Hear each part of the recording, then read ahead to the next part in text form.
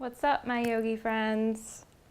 Thanks so much for tuning in to this channel, Tina Diana Yoga. In today's how-to, I want to help guide you through half pigeon. So go ahead and start downward facing dog. Whichever way is the top of your mat, right hands towards the top of your mat, feet towards the back. Take a moment to set up your downward facing dog. You can peep the downward facing dog how-to if you need a little review. But we'll move right into half pigeon from here. So lifting your right leg up as you breathe in, keep an evenness through the hips. And then bend your right knee, open your right hip for a moment here. So just roll out your right ankle.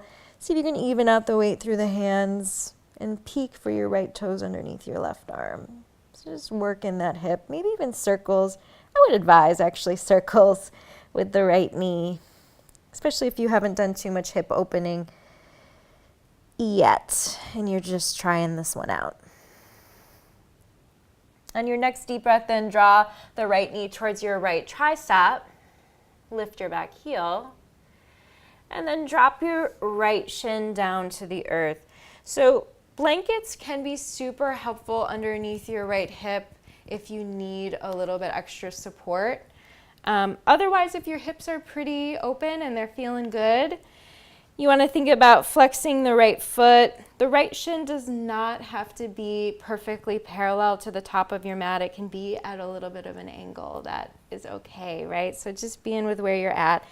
And then super important step here, everybody, keep your back foot or back toes tucked rather to begin, and then keep reaching back through your left heel so that you're lengthening that back leg quite a bit, okay? So you're getting even a deeper stretch here through the front of that left thigh. And then wiggle a little bit side to side through the hips. I like fingertips on the ground in front of me, arms long. And then I'm lifting my chest, I'm lifting my eyes as I find a little exploratory movement. From here, you can point your left toes. And then before you go anywhere, right, feel into an evenness through the hips, okay? So evenness through the hips. You might walk your fingertips back a little bit towards your right knee, right shin. And then peel your shoulders back, lift your heart. So just a little bit of a back bend here and opening through the front of the heart, but also, again, through the front of that left hip, left thigh. And from this super long open place, you can begin to hinge at the hips and come down. Again, if you have extra props in your house, like blocks and things, that can be great underneath both of your forearms or a block or two, making a little love tower for your forehead to rest. If not, you can either keep your forearms on the ground, maybe even bring your palms to press, and let your head soften, let your chin draw in. Keep your elbows pressing down into the earth, your shoulders drawing back away from the ears. Deepen into a little ujjayi breath. You could even take it further, stretching the arms forward. You can make a little pillow here with your arms or your hands for your forehead.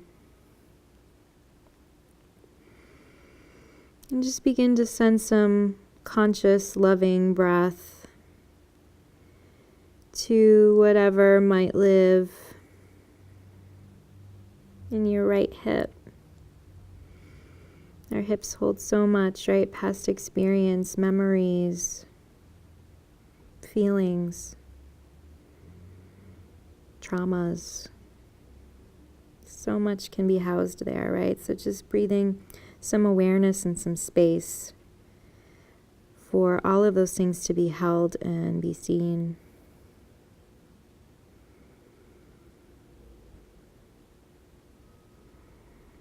Whenever you're feeling ready on a breath in, head heavy, peel yourself up off the ground. You can step back to downward facing dog, take it on the other side. Or for me, right now, I'm gonna shift the weight, exaggerated shift over to the right hip as I swing the left leg in front of me, coming back to seated. Go ahead and take it on the left side. And just remember, left side might be very different from the right side, so just staying committed to being open, receptive, and loving to whatever might show up. Namaste, yogis.